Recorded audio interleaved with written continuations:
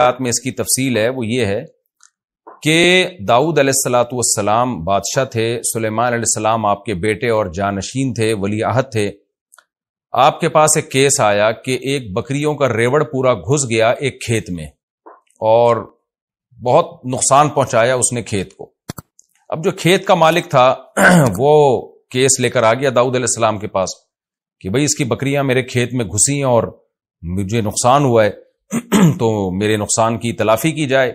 تو بکریوں کا مالک بھی پہنچ گیا. تو داؤد علیہ السلام نے قیاس کے مطابق فیصلہ کیا سیدھا سیدھا. وہ فیصلہ یہ تھا کہ بھئی بکریوں نے جتنا نقصان پہنچایا ہے، کیونکہ یہ غلطی بکریوں کے مالک کی ہے، اس کا کام تھا اپنے ریوڑ کی حفاظت کرنا، اس نے حفاظت نہیں کی، بکریوں نے گھس کے کھیت میں جو نقصان پہنچایا تو تمام کا تمام تاوان یہ بکریوں کا مالک بھرے گا. لیکن کمال کی بات یہ تھی کہ وہ تاوان اتنا زیادہ آ رہا تھا جو بکریوں کی ریوڑ کی قیمت کے برابر تھا. یعنی اتنا فصلوں کو نقصان ہو گیا تھا کہ اس فصل سے جو آمدن ہوتی وہ بکریوں کی قیمت کے برابر تھی. تو لہذا طے یہ ہوا کہ سلیمان حضرت داؤد نے یہ طے کیا کہ بھئی اب پوری بکریاں ہی اٹھا کے اس کو دے دی جائیں، یعنی ریوڑ پورا ہی اس کو دے دیا جائے. یعنی ظاہر اب قیمت دو یا بکریاں دے دو، بات ایک ہی ہے. تو اب یہ فیصلہ 100% انصاف پر مبنی تھا، لیکن اس میں بکریوں کے مالک کا نقصان بہت زیادہ تھا. بکریوں کے مالک کا اس میں بہت زیادہ نقصان تھا کہ اس کا پورا ریوڑ ہی جا رہا ہے. تو حضرت سلیمان علیہ السلام نے صلح کا راستہ اختیار کیا. انہوں نے فرمایا کہ نہیں، ہمارا مقصد یہ ہے کہ ہم جو کھیت کا مالک ہے اس کے نقصان کی تلافی بھی ہو. اصل مقصد تو یہ ہے، بکریوں کے مالک کو نقصان پہنچانا ہمارا مقصد نہیں ہے، بلکہ ہمارا بنیادی مقصد یہ ہے کہ جو کھیت میں جو نقصان ہوا ہے کسان کا یا زمیندار کا، وہ اس نقصان کی تلافی ہو جائے. کس طرح سے ہو، یہ تلافی کرے بکریوں کا مالک. تو اس کی تلافی کا آسان راستہ یہ ہے کہ یہ کھیت حوالے کیے جائے بکریوں کے مالک کو، کہ بکریوں کا جو مالک ہے نا وہ اس کھیت میں زراعت کرے گا اور کھیت کو اس حالت پہ لوٹائے گا جس حالت پہ نقصان سے پہلے تھا. اور اس دوران یہ تمام بکریاں یہ کھیت کے مالک کے پاس رہیں گی اور کھیت کا مالک ان بکریوں سے فائدہ اٹھائے گا، اس کا دودھ استعمال کرے گا اور ظاہر دودھ ہی استعمال ہو سکتا ہے. یعنی جب تک یہ کھیت اپنی پہلی حالت پہ بحال نہیں ہو جاتا اس وقت تک کھیت کا مالک جو گزارا کرے گا وہ بکریوں کے دودھ سے کرے گا. اس کو کہتے ہیں صلح. صلح کا مطلب ہوتا ہے کہ آپ قانون کے مطابق فیصلہ نہ کریں بلکہ دو فریقوں میں کمپرومائز کا راستہ اختیار کریں آپ. تو جو بھی جج ہو یا قاضی ہو، اچھا جج، اچھا قاضی، اچھا فیصلہ کرنے والا وہی ہوتا ہے کہ وہ دونوں فریقوں کو کسی ایسی درمیانی بات پر آمادہ کر لے جس میں دونوں کا نقصان نہ ہو.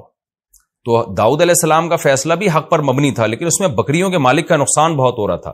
تو اس لیے داؤد علیہ السلام نے کیا کیا، سلیمان علیہ السلام نے صلح کا راستہ اختیار کیا کہ بھئی ہمارا مقصد تو یہ ہے کہ کھیت کے مالک کا جو نقصان ہوا ہے اس کی تلافی ہو جائے. تو تلافی ڈالی جائے بکریوں کے مالک کے ذمہ. اس سے کہا جائے بھئی تم ہمیں ویسا ہی کھیت کر کے دو جیسا پہلے تھا، اس میں تمہاری محنت لگے گی، لیکن اس محنت کے بدلے میں تمہاری بکریاں محفوظ ہو جائیں گی. تمہاری جو کئی سالوں کی کمائی ہے کہ ساری بکریاں اٹھا کے ہم کسی کو دے دیں وہ بچ جائے گی. تو اس پہ کھیت کے مالک بھی اس پہ راضی ہو گیا کہ ٹھیک ہے بھائی، جب تک میں بکریوں سے فائدہ اٹھاتا ہوں مجھے میرا کھیت پرانی کنڈیشن میں کر کے دے دے. تو یہ اس کو کہتے ہیں صلح. فقہ میں کتاب الصلح پورا ایک باب ہے، ہدایہ جو فقہ کی مشہور کتاب ہے، اس میں طلبہ پڑھتے ہیں کتاب الصلح. آج کے دور میں اس کی ایک بہترین مثال ہے ہمارے سامنے. ہمارے پاس بہت دفعہ یہ سوال آتا ہے کہ والد صاحب نے زندگی میں گھر بنایا تھا، اس کے اوپر ایک والد صاحب نے پورشن بنا دیا.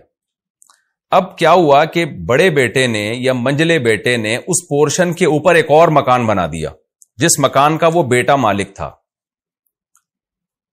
اب والد کے مرنے کے بعد مسئلہ یہ کھڑا ہوتا ہے کہ زمین اور نیچے کا پورشن اس کا تو مالک والد صاحب تھے، اور جو اوپر والا پورشن ہے اس کا مالک تھا بڑا بیٹا.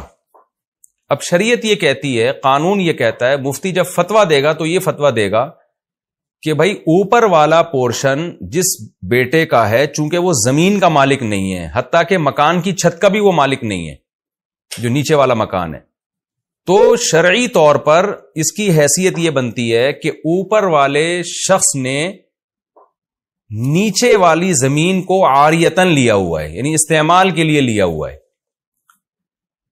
بھائی میں آپ کو اپنی بائک دیتا ہوں استعمال کے لیے، میں آپ کو اپنی گاڑی دیتا ہوں استعمال کے لیے، تو جو اپنی کوئی بھی چیز استعمال کے لیے کسی کو دیتا ہے اسے ہر وقت حق ہوتا ہے کہ وہ اپنی چیز واپس لے لے، چاہے وہ 100 سال کے لیے بھی دے، لیکن عاریتاً دیا ہے نا تو حق ہے۔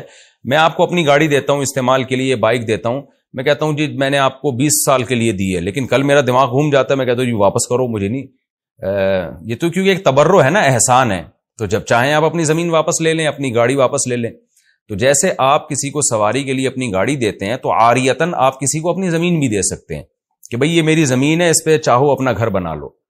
اب کسی شخص نے آپ کی زمین پہ اپنا گھر بنا لیا تو آپ کو شریعت ہر وقت یہ حق دیتی ہے کہ آپ کسی بھی وقت اس سے کہہ سکتے ہو مجھے اپنی زمین چاہیے اور یہ مکان خالی، یعنی گھر توڑ کے لے جاؤ، بڑا ملبہ اٹھاؤ یہاں سے، یہ شرعی طور پہ حق ہے۔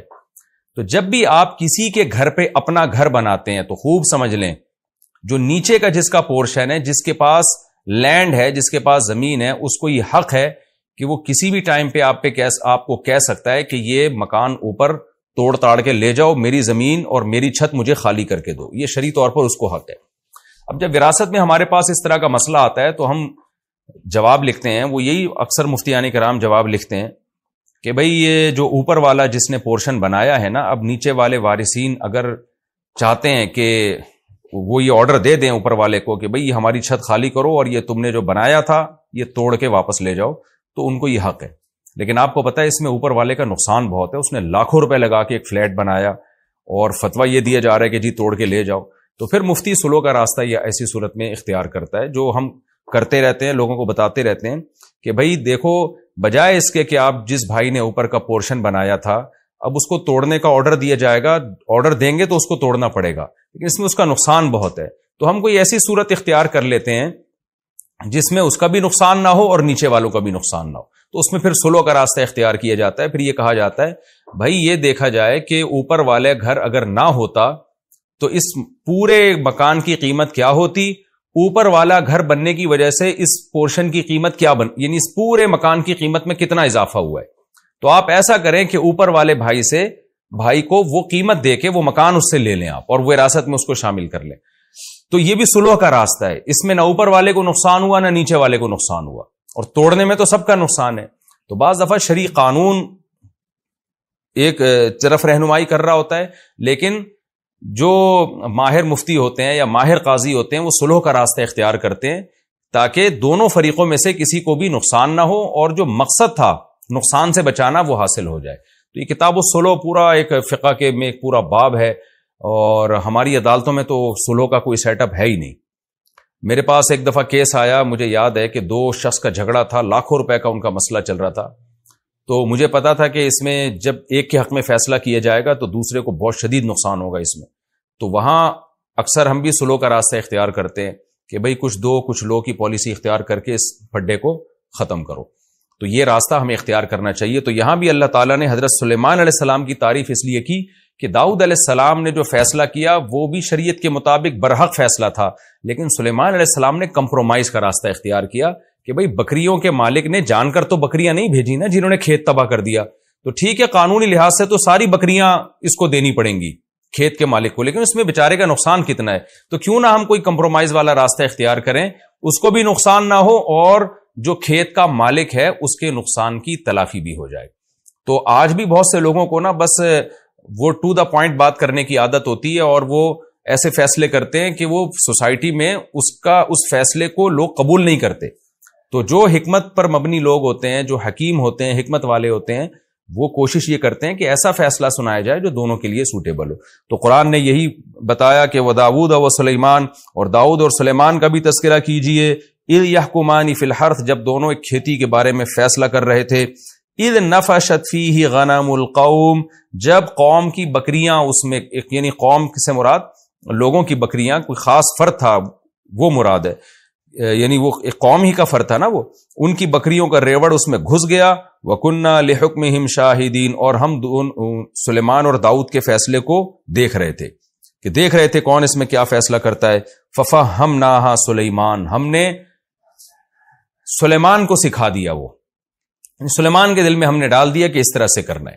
تو اللہ حضرت سلیمان کی تعریف اور یہ اس صلح کے راستے کی تعریف اللہ تعالیٰ اس لیے کر رہے ہیں تاکہ اس امت کی رہنمائی ہو کہ امت بھی ہمیشہ صلح کے راستے کو اختیار کرے، صرف فیصلے تھوپنے والا کام نہ کرے۔ وَكُلًّا آتَيْنَا حُكْمًا وَعِلْمًا، اللہ کہتے ہیں اب ایسا نہ ہو کہ تم داؤد کی تمہاری نظر میں ویلیو کم ہو جائے کہ داؤد علیہ السلام کو تو پتہ نہیں تھا، سلیمان کو پتہ چل گیا۔ اللہ کہتے ہیں نہ، ہم نے دونوں کو حکمت اور علم دیا تھا، داؤد کو بھی سلیمان کو بھی، لیکن بعض دفعہ ایسے ہوتا ہے کہ اسپیسیفک کسی خاص واقعے میں کسی کی توجہ چلی جاتی ہے، کسی کی نہیں جاتی۔ تو اللہ کہتے ہیں داؤد بھی حکمت والے اور علم والے تھے، سلیمان بھی حکمت والے اور علم والے، لیکن اس واقعے میں ہم نے سلیمان کو زیادہ سیدھے راستے کی طرف رہنمائی کی۔ وَسَخَّرْنَا مَعَ دَاوُودَ الْجِبَالَ، اور ہم نے داؤد کے ساتھ پہاڑوں کو مسخر کر دیا۔ اچھا، اس پچھلے واقعے میں ایک سبق یہ بھی ملتا ہے کہ قرآن کہتا ہے کہ ہم نے سلیمان کو زیادہ اچھا سمجھایا، لیکن پھر قرآن داؤد علیہ السلام کی توہین سے بھی ہمیں بچا رہا ہے کہ تم یہ نہ سمجھو کہ داؤد کے پاس علم اور حکمت نہیں تھا، وہ بھی بڑے حکمت والے اور علم والے تھے۔ اس میں بھی اس طرف اشارہ ہے کہ بعض دفعہ ایک کم درجے کا شخص، اس کی توجہ کسی اچھے فیصلے کی طرف چلی جاتی ہے، اور جو زیادہ ذہین ہوتا ہے، زیادہ علم والا ہوتا ہے، اس کی توجہ نہیں جاتی۔ تو اس سے یہ ثابت نہیں ہو جاتا کہ جس کے دماغ میں اچھا خیال آیا وہ ہر لحاظ سے پہلے سے برتر ہے۔ بعض دفعہ ہوتا ہے کہ آپ زیادہ ذہین ہے اور دوسرا کم درجے کا ذہین ہے، لیکن اس کم درجے کے ذہین کی توجہ چلی گئی اور آپ کی توجہ نہیں گئی، تو اس سے اس کم درجے والے کو یہ نہیں سمجھنا چاہیے کہ جی میں بہت ذہین ہوں یا میرے پاس علم زیادہ ہے۔ یہ جزیات ایسی ہیں کہ احیاناً اس طرح ہو جاتا ہے کہ ایک کم علم والے کی توجہ چلی جاتی ہے، زیادہ علم والے کی توجہ نہیں جاتی۔ وَسَخَّرْنَا مَعَ دَاوُودَ الْجِبَالَ، اللہ کہتے ہیں اور ہم نے داؤد کے ساتھ مسخر کر دیا تھا پہاڑوں کو۔ یسبحنا، کیسے مسخر کیا کہ پہاڑ بھی تسبیح بیان کیا کرتے تھے۔ دوسرے مقام پہ ہے نا قرآن میں، یا جبال اوبی معہ والطیر، اے پہاڑوں تم بھی داؤد کے ساتھ اللہ کی حمد و ثنا کرو، اور اے پرندوں تم بھی کرو۔ تو پہاڑ بھی تسبیح بیان کرتے تھے۔ دیکھیں قرآن سے پتہ چلتا ہے کہ اس کائنات کی ہر چیز اللہ کی تسبیح بیان کرتی ہے۔ سورہ نور میں ہے وَإِن مِّن شَيْءٍ إِلَّا يُسَبِّحُ بِحَمْدِهِ، ہر چیز اللہ کی تسبیح بیان کرتی ہے۔ تو سوال پیدا ہوتا ہے کہ جب ہر چیز تسبیح بیان کرتی ہے تو یہاں داؤد علیہ السلام کی کیا خصوصیت ہوئی کہ ہم نے پہاڑوں کو مسخر کیا اور وہ بھی تسبیح کرتے تھے؟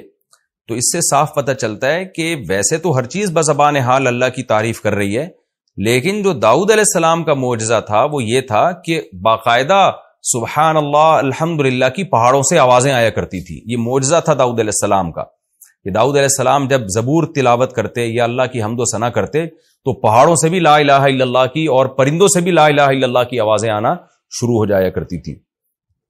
وَكُنَّا فَاعِلِينَ، اللہ کہتے ہیں اور یہ سارے کام ہم کر رہے تھے۔ یہ بھی ایک اشکال کا جواب ہے کہ پہاڑ کیسے اللہ کی تسبیح بیان کر رہے ہیں، پرندے کیسے کر رہے ہیں؟ تو اللہ کہتے ہیں پرندہ نہیں کر سکتا زبان کے ذریعے کہ وہ زبان انسان کی سمجھ میں آئے، پہاڑ نہیں بول سکتا، لیکن یہ سارے کام ہم کر رہے تھے۔ اسی سے علماء نے استدلال کیا ہے کہ جتنے بھی معجزے پیغمبروں سے صادر ہوتے ہیں ان کا اصل فاعل اللہ ہوتا ہے، پیغمبر نہیں ہوتے۔ تو اس لیے اللہ کہہ رہے ہیں سارے کام میں کر رہا تھا، داؤد نہیں کر رہے تھے یہ سارے کام، کہ ان کے حکم پر پہاڑوں کا سے جو آواز آئی ہے تو یہ آواز ہم نے نکالی ہے پہاڑوں سے۔ وَعَلَّمْنَاهُ صَنْعَةَ لَبُوسٍ لَكُمْ، اللہ کہتے ہیں ہم نے داؤد کو سکھایا صنعۃ لبوس، لبوس کی تشریح میں کر چکا ہوں ترجمے میں، زرہیں جو جنگی لباس ہوتے ہیں نا، سر سے پاؤں تک انسان لوہے کا لباس پہن کے وہ ڈھک جاتا ہے، پھر دشمن کے لیے آپ کو تلوار تیر کے ذریعے نقصان پہنچانا بہت مشکل ہوتا ہے۔ تو اللہ کہتے ہیں ہم نے اے لوگوں تمہارے لیے، یعنی اے بنی اسرائیل یا اے اہل اسلام تمہارے لیے، تمہارے کا مطلب ان کا فائدہ ہم سب اٹھا رہے ہیں، جب زرہیں ایجاد ہو گئیں تو سب نے فائدہ اٹھایا اس کا، تمہارے لیے ہم نے یہ سب صنعت داؤد کو سکھائی، لِتُحْصِنَكُم مِّن بَأْسِكُم، تاکہ یہ زرہیں تمہیں تمہاری لڑائیوں میں محفوظ کریں۔ تو داؤد علیہ السلام کو اللہ نے زرہیں بنانا بھی سکھایا۔ فَهَلْ أَنْتُمْ شَاكِرُونَ، اللہ کہتے ہیں بتاؤ اب تم شکر ادا کرو گے؟ اس آیت سے یہ بھی پتا چلتا ہے کہ دنیاوی علم کی بھی اللہ کی نظر میں بڑی ویلیو ہے۔ اب یہ زرہیں بنانا اور پہننا یہ جنگوں میں ڈیفنس کے کام آتی ہے یہ چیز، تو اللہ نے داؤد علیہ السلام کو یہ سب چیزیں سکھائیں تاکہ آپ جنگ میں اپنا دفاع مضبوطی سے کر سکیں۔ تو آج بہت سے لوگ افراط و تفرید کا شکار ہیں، کچھ لوگ دین کے علم کی ان کی نظر میں ویلیو ہی نہیں ہے، یہ ہمارا لبرل طبقہ ہے، اور کچھ لوگ صرف دین کے علم ہی کو علم مانتے ہیں، دنیا کے علم کو کوئی حیثیت ہی نہیں دیتے، یہ بھی غلو کا شکار ہیں. تو قرآن میں جہاں دین کے علم کی فضیلت ہے وہاں دنیاوی علم کی بھی فضیلت ہے. ظاہر ہے تو دنیا کا علم تھا نا، زرہیں بنانا اور جنگوں میں استعمال کرنا. تو جو بھی قوم اپنے ڈیفنس کے لیے محنت کرتی ہے، کوشش کرتی ہے، ٹیکنالوجی میں ترقی کرتی ہے، اس زمانے کی یہ ٹیکنالوجی ہی تھی. کیونکہ قرآن میں دوسرے مقام پر آتا ہے وَقَدِّرْ فِي السَّرْدِ، ہم نے لڑیاں جوڑنا سکھائیں داؤد علیہ السلام کو. کیونکہ یہ ایسے ہی دیسی طریقے سے نہیں ہوتا کہ جی ایک پلیٹ لا کے ادھر ویلڈنگ کر دی، ادھر ویلڈنگ کر کے آپ نے ایک خول چڑھا لی اپنے اوپر. بازو ہیں آپ کے، جوائنٹس ہیں آپ کے، اس کو موو کرنا ہے. یہ تو قدر فی السرد، اللہ کہتے ہیں ہم نے ان کو لڑیوں کو جوڑنا سکھایا داؤد علیہ السلام کو. تو اس طرح سے انہوں نے زرہیں بنائی تاکہ جنگوں میں ہمارے کام آئیں. آگے اللہ فرماتے ہیں وَلِسُلَيْمَانَ الرِّيحَ، اور ہم نے سلیمان کے لیے ہوا کو مسخر کر دیا عاصفۃً، بڑی طوفانی ہوا تھی. اچھا قرآن میں ایک جگہ آتا ہے کہ رخاء، نرم ہوا تھی، اور ایک جگہ آتا ہے تیز ہوا تھی، عاصفہ تیز ہوا. تو علماء نے تطبیق دی ہے کہ وہ رفتار کے لحاظ سے تیز تھی لیکن اسموتھ ہونے کے اعتبار سے وہ نرم تھی. کیونکہ تیز ہوا ہلا دیتی ہے انسان کو، ڈرا دیتی ہے انسان کو، اٹک پٹک کر دیتی ہے. تو اسپیڈ کے لحاظ سے تیز تھی، اتنی تیز کہ مہینوں کا سفر دنوں میں ہونا شروع ہو گیا. اور لیکن نرم اتنی کہ جیسے ہم جہاز میں جب سفر کرتے ہیں نا تو کیسے اسپیڈ کے ساتھ جا رہا ہوتا ہے لیکن کوئی جھٹکے نہیں آتے، کوئی انسان ہلتا جلتا نہیں ہے اس میں. تو اس لحاظ سے وہ ہوا نرم تھی سلیمان علیہ السلام کے لیے. تجری بامرہ الی الارض التی بارکنا فیہا، یہ ہوائیں چلتی تھیں سلیمان کے حکم سے اس زمین کی طرف جس زمین میں ہم نے برکت رکھی ہے، یعنی ارض شام، بیت المقدس. سلیمان علیہ السلام کا مرکز اور داؤد علیہ السلام کا جو مرکز تھا خلافت کا وہ بیت المقدس تھا، فلسطین تھا. وہاں سے آپ پوری دنیا میں ٹریولنگ کرتے تھے تو اس کے لیے آپ کو ایک تخت اللہ نے دیا جو ہوا میں اڑتا تھا، اور ہوائیں پوری فوج کو اور جنات شیاطین کو لے کے جہاں چاہتی بہت اس رفتار کے ساتھ وہ ہوائیں آپ کے تخت کو پہنچا دیا کرتی تھی. وَكُنَّا بِكُلِّ شَيْءٍ عَالِمِينَ، اور اللہ کہتے ہیں ان تمام چیزوں کو ہم جانتے تھے کہ ہم نے سلیمان کو کیا کیا نعمتیں دی ہیں اور کیوں دی ہیں. یہ سب چیزوں کا ہمیں علم تھا. یعنی جس کا علم کامل ہوتا ہے تو وہ کام وہ کرتا ہے جو حکمت پر مبنی کام ہوتے ہیں. تو یعنی ہمارے تمام کام حکمت پر مبنی کام تھے. وَمِنَ الشَّيَاطِينَ، اللہ کہتے ہیں اور ہم نے سرکش جنات، شیطان کا اطلاق سرکش جناتوں پر ہوتا ہے. تو یہاں شیطان سے ابلیس مراد نہیں ہے بلکہ سرکش جنات ہم نے وہ بھی مسخر کر دیے سلیمان کے لیے. من، وہ جنات تھے یغوصون لہو، جو سلیمان کے لیے غوطے لگاتے. جیسے روایات میں اور قرآن میں ہے کہ سمندر کے اندر غوطے لگاتے. کیوں لگاتے؟ سمندر کے اندر سے نایاب موتی، ہیرے، جواہرات نکالتے تاکہ سلیمان علیہ السلام کی معیشت اس سے مضبوط ہو. یہ بھی اگر آپ دیکھیں کہ معدنیات کا کسی ملک میں نکلنا اس ملک کی معاشی ترقی کے لیے بہت مفید ہے. اس کا ثبوت قرآن سے بھی ہے. تو سلیمان علیہ السلام کی حکومت کو اللہ مضبوط کرنے کے لیے کیا اللہ نے کیا کہ جنات کو آپ کے تابع کر دیا. وہ سمندر کی تہ میں جا کے ہیرے جواہرات نکالتے. اس سے بھی پتہ چلتا ہے کہ دنیاوی اسباب اختیار کرنا یہ نہ توکل کے خلاف ہے نہ شریعت کے خلاف ہے. ورنہ سلیمان علیہ السلام کو کیا ضرورت تھی کہ سمندروں میں غوطے لگوا کے وہاں سے ہیرے جواہرات نکالیں، موتی نکالیں. وہ کہتے بھائی ہم دنیا دار لوگ تھوڑی، ہم تو بس اللہ اللہ کریں گے اور جو کرنا ہوگا اللہ نے خود کرے گا، اللہ خود کرے گا. ہمیں ہیرے جواہرات اور اتنا عالی شان تخت بنانے کی کیا ضرورت ہے. لیکن ایک اسٹیبل گورنمنٹ تھی سلیمان علیہ السلام کی، زبردست حکومت تھی، اور اللہ نے آپ کو مشن دیا تھا کہ پوری دنیا میں آپ نے اس حکومت کو قائم کرنا ہے. تو اس کے لیے اللہ نے آپ کو اسباب اور وسائل دیے. آگے اللہ فرماتے ہیں وَيَعْمَلُونَ عَمَلًا دُونَ ذَلِكَ، اور اس کے علاوہ بھی بہت سارے اعمال یہ شیاطین کیا کرتے تھے. دوسرے مقام پہ آتا ہے، وہ جب ہم وہاں پہنچیں گے تو وہاں میں اس کا تفصیلی تذکرہ کروں گا کہ وہ جنات سلیمان علیہ السلام کی جو فوجیں تھیں نا ان کے لیے بڑے بڑے دیگڑے بنایا کرتے تھے تاکہ وہ فوجی بیرکوں میں جا کے اس میں کھانا کھائیں. تو اتنے بڑے بڑے برتن بنایا کرتے تھے اور قلعے بنایا کرتے تھے، اور وتماثیل وجفان کالجواب وقدور الراسیات. تو ایسے بہت سارے کام، بڑی بڑی عمارتیں بنایا کرتے تھے ان کے لیے. تو بہت سارے کام جو انسانوں کے لیے بنانا بہت مشکل تھا تو جنات کے ذریعے سلیمان علیہ السلام وہ کام کیا کرتے تھے. آگے اللہ فرماتے ہیں وَكُنَّا لَهُمْ حَافِظِينَ. سوال پیدا ہوتا ہے اتنے بڑے بڑے سرکش جنات سلیمان کے تابع کیسے ہو گئے؟ ظاہر ہے جو جن سمندر میں گھس کے اس کی تہ سے موتی نکال کے لا رہا ہے اور بڑے بڑے پہاڑوں پہ پتھروں کو لے کے جا رہا ہے تو انسان کو بھی بڑا نقصان پہنچا سکتا ہے، اور انسان کے تابع کیوں بنے گا؟ اس کا اللہ نے جواب دیا وَكُنَّا لَهُمْ حَافِظِينَ، ان جنات کی حفاظت ہم کر رہے تھے. حفاظت کا مطلب پہرا ہم دے رہے تھے کہ وہ سرکش نہ ہونے پائیں. اس سے پتہ چلتا ہے کہ آج کے عاملین جو کہتے ہیں نا ہم نے جناتوں کو تابع کیا ہوا، یہ جھوٹ بولتے ہیں. جنات کو تو اللہ نے تابع کیا تھا، سلیمان علیہ السلام کے لیے مسخر کیا. تو تبھی تو قرآن اشکال کا جواب دے رہا ہے کہ اتنے پاورفل جنات انسان کے فرما بردار کیسے بن گئے. تو اللہ کہتے ہیں وہ خود تھوڑی بنے، کنا لہم حافظین، ہم حفاظت کر رہے تھے ان کی، ہم نے ان کو ہلنے نہیں دیا، سلیمان کا روب ان کے اوپر ڈال دیا. تو آج کے عامل نہ تو سلیمان علیہ السلام ہیں، نہ یہ اتنے پاورفل ہیں کہ یہ جنات کو اپنے قابو میں لیں. حقیقت یہ ہے کہ جنات نے ان کو اپنے قابو میں لیا ہوا ہوتا ہے اور پھر ان سے الٹے الٹے کام جنات کروا رہے ہوتے ہیں.